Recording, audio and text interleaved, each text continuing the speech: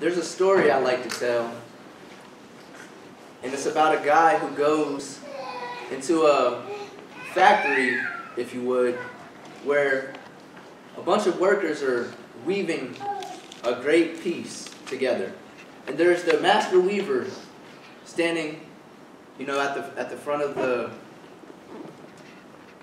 place, and he's giving them the commands of when to weave and when to pull back and when to go. I'm not familiar with the terms for weaving. But at the end, there's this beautiful piece, and it's on display. And the guy who came and was watching, he comes, and he says, and he stands next to the master weaver, "Wow, you're really great. All these people you had to command, and not one mistake. Look at what your work is." And the master weaver turns to him and he says, "Oh no, there were plenty of mistakes. I just weaved them into the masterpiece." Amen. You know, being a kid whose parents held high expectations for my grades, I've always wondered what I would do if I would ever receive a failing grade. Well, junior year in high school, I was faced with the very decision on what to do.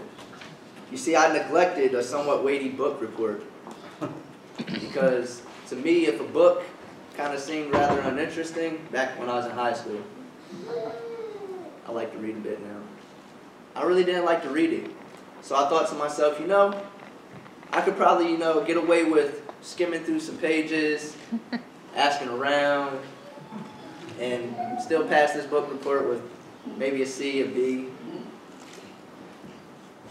Well, when it came time to write this report, I guess I couldn't conceal the recycling of information. I really only knew a few things about the book. And it didn't fly past my teacher. And third marking period of my junior year, I got a big F on my final grade because the book report carried with it some weight.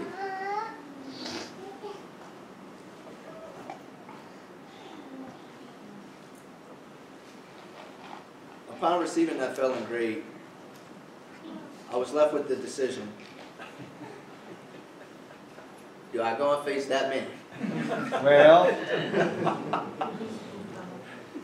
with an F. And you know, I pondered on some things, and at one point I even thought, you know, maybe I could forge my grades.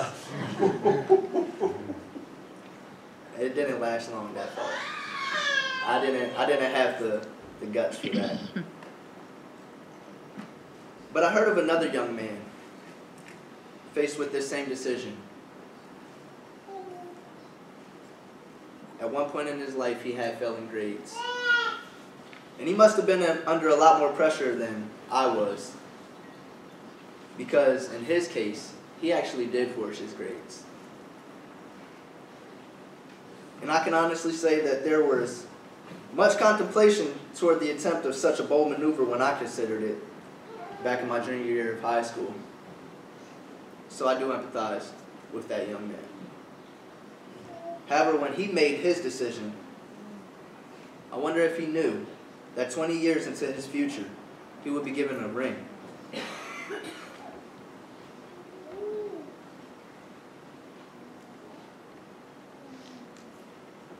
He would be given a ring inscribed in Hebrew, "Whoever saves one life saves the world entire."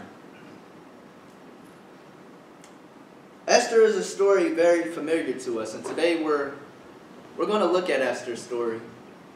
And I'm sure we're all familiar. If not, I encourage you to afterwards go and read the details, because we're not going to really go into too many of the details today. We're going to look at Esther and how God called Esther. Not too long ago, time travel became real, and one of the eunuchs from the royal court of the Persian Empire, Harbona, came into our time and recounted the events of what happened all those thousands of years ago. During the reign of Ahasuerus, we know him as King Xerxes. Now Xerxes was what you would call a high roller of the royal class. You see, he threw a 6-month party, and I didn't mistake that. If you go and look there in Esther and record the days, 6 months of a party. I don't even think we have a term for that type of high roller. He would have on display his treasures for all to gaze upon. And during this 6-month party, just about every person of note in his day had been invited. And I'm sure they were expected to envy at his marvelous achievements. Mm-hmm. Why else would a man throw a 6-month party with all his treasures on display? Tell it. However, Xerxes then throws a week-long after party, if you would, for the real dignitaries and his closest of friends. This guy, he was all about having a good time. It's well known from movies, stories, and retellings of factual events that those with vast amounts of wealth love to antagonize their fellow aristocrats by driving home the point that they're the best among them. Mm-hmm. And they usually prove this sentiment by a boastful display of their high luxuries. And that's what King Xerxes was doing. Mm-hmm.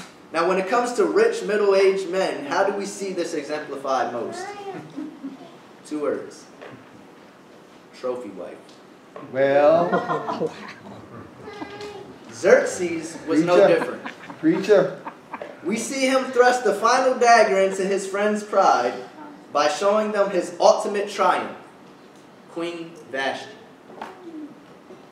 who must have been exquisitely young and beautiful, and I'm sure Xerxes loved to show her off without ever actually honoring her as the queen and his wife who she was.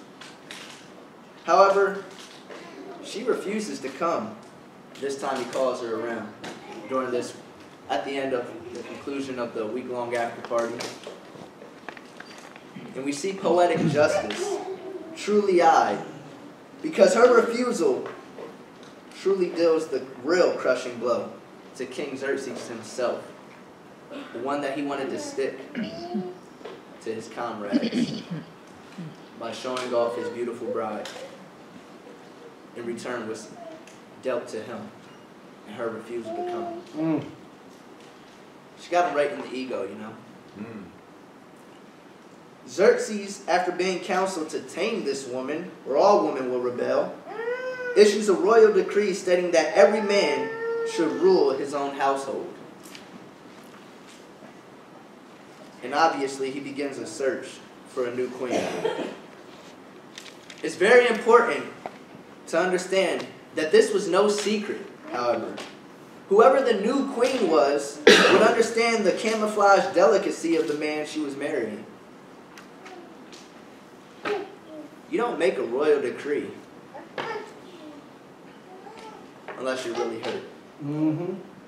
Especially one that was telling every man to rule his own home. He's the king. Mm-hmm. His pride suffered. Whoever the new queen would be was not forgetful of hearing about this happening.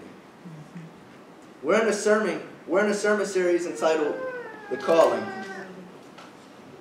And we're looking back on known influential accounts of biblical persons who give us the opportunities to understand how God calls us. But more importantly, how we are to respond. Come on now. The story of Esther is such a powerful illustration for us to look back to, because most of us still believe that when or if it comes to God's call in our lives, the stars will align and heaven will open, crying out in the voice of 1,000 harps, Josiah, this is God's call for you in your life. Come on, brother.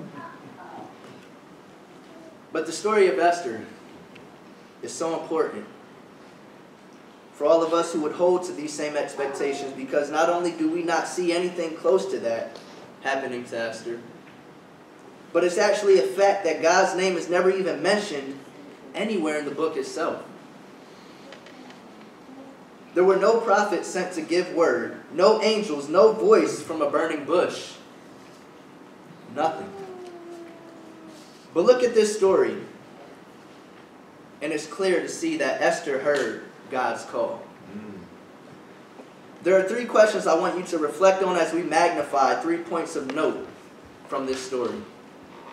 The first is, how has God been present recently in your life that you may not have seen at first? Well, The second, are you in a position in life right now that God may have a calling for you within? mm, And the third, has there been a Mordecai in your life? mm-hmm.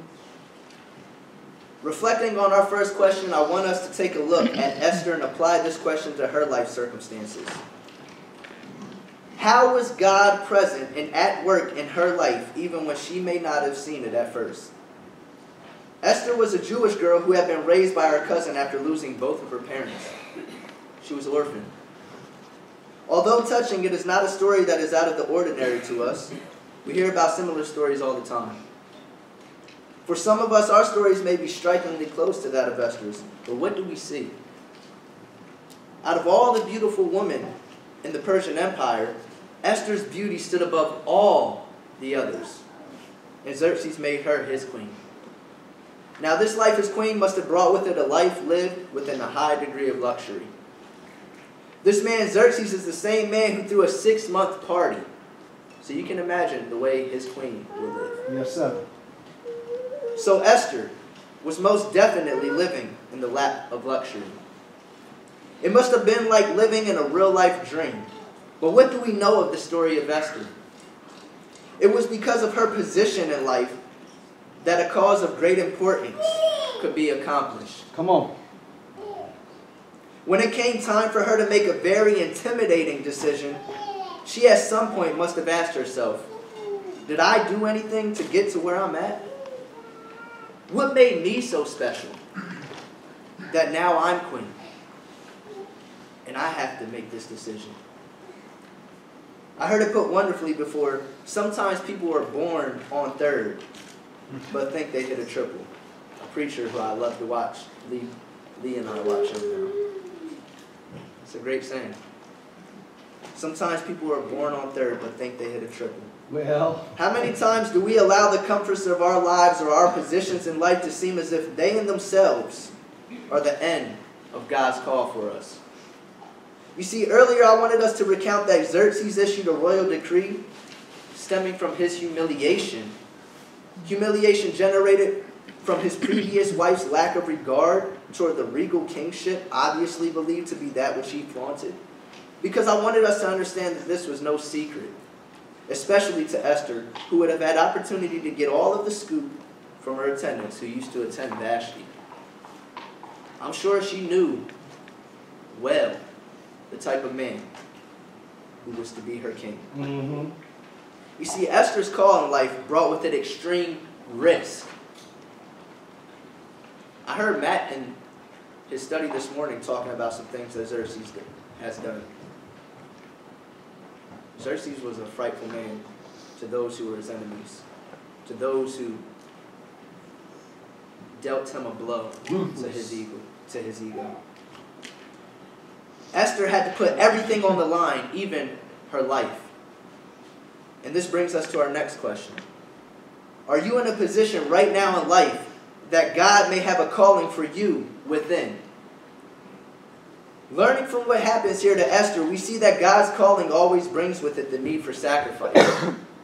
It is always going to boil down to a choice between faith in God or preferring rather to remain in our unquestionably safe circumstances. You see, Esther could easily have settled for just living the good life in the palace. Hold the king's arm at royal events. Enjoy all the finer things in life. Never have to worry about it being taken care of. But that is all called settling for the default mission. Come on, brother. There's no faith required. But when it came time for her to answer God's call, with it came great risk. Yes, sir.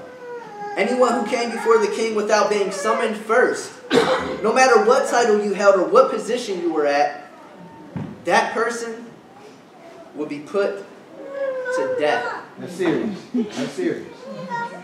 You see Esther say this. She was well aware of this. Esther was called to trust in God.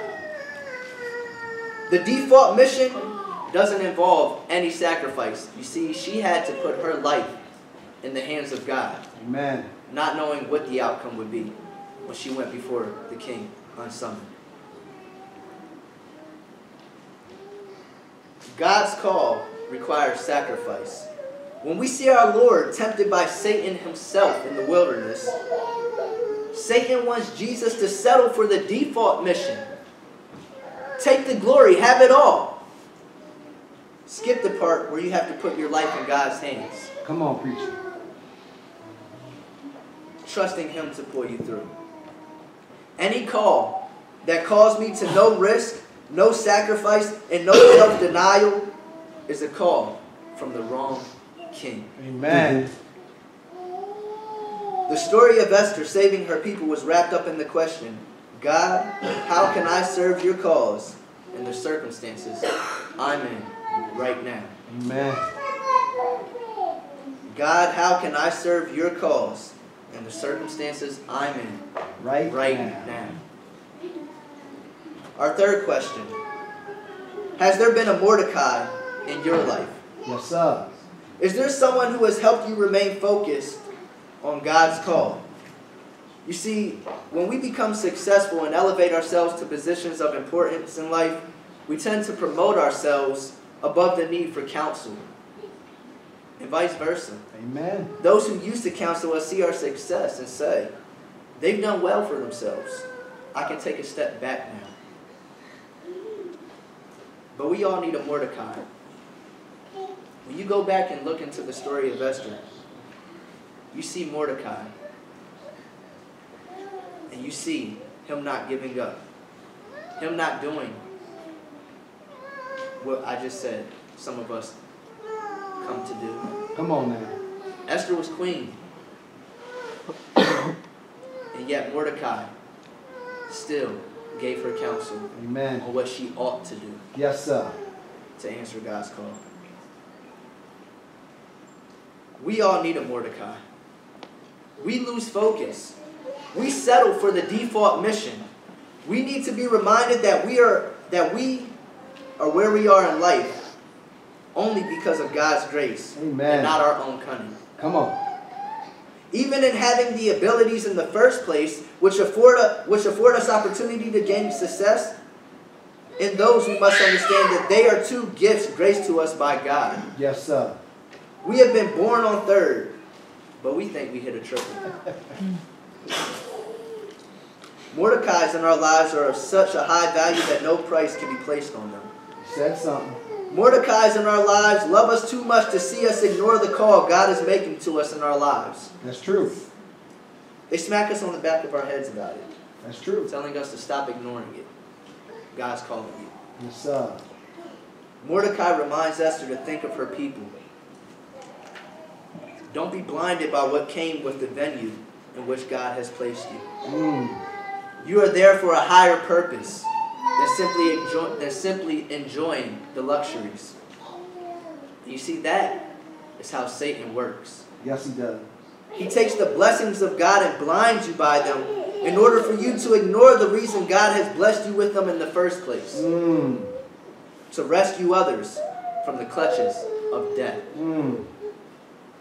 Sometimes, as with Esther, it's about rescuing others from facing their natural death. But God's call, ultimately, is about rescuing others from facing the death of their soul. Preach. Remember that young man who forged his grades that I was telling you about? Well, a cascade of events followed that decision he made. He was discovered to have forged his grades and was expelled from his private school as a result. Although he later graduated, he chose to skip taking his college entry exams and opted out of going to college. Throughout several years of working jobs dealing with machinery and vehicles, he ended up settling for a banking position. Later, he would rise to great heights within a newly established political party, earning for himself a tenure of much use when a most remarkable war broke out, and many were placed into the crosshairs of those in power. He remained exalted. The young boy, now a man, was an opportunist and realized the fortune he could make from manufacturing essential enamelware for cooking uses, which would be needed of by the many bases and camps of the armed forces during the war. He had a factory constructed and employed workers who were of very little cost due to their heritage and the dislike accrued toward their people. But the monstrosities of war are hardly ever gone without notice from those who benefit the most from their actions. You see, although the man had made his fortune, the cruel acts which accompanied those whom he had been affiliated with during this war had come to withstand him face to face. Undoubtedly was placed there before him a question very similar to that which Mordecai had asked Esther.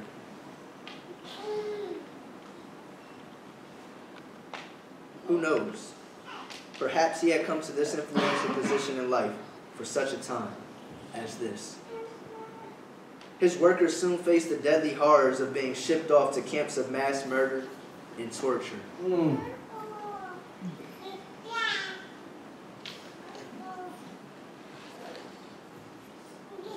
The man's name was Oskar Schindler. And during World War II, he was responsible for saving the lives of nearly 1,200 Jews. Time after time, he bled out his riches to bribe Nazi officials and persons of power to keep from harm and execution his Jewish employees. He made a list of nearly 850 Jewish names that he would transport to a newly constructed factory in Brunswitz, a region found in the Czech Republic, where they would be safe from deportation into any of the well-known concentration camps that appallingly are responsible for the mass killings of 6 million Jews and hundreds of thousands of others. I've just watched, in preparation for this sermon, for the first time, Schindler's List, a biopic portraying the real-life acts of heroism performed by this integral man, Oskar Schindler. Seeing the horrors displayed in that movie left me in a very sobering state of mind. Having to realize how truly despicable the rule of Satan is over mankind, his power over our potentials, I was left in tears. It's real, brother. It's real. How for millennia it has caused us to act out such cruelties towards each other.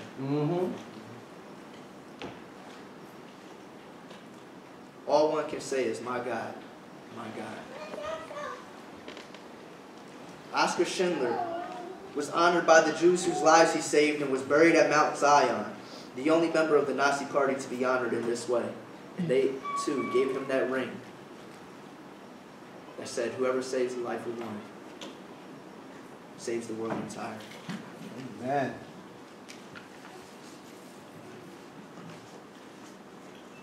How will you respond to God's blessing in your life?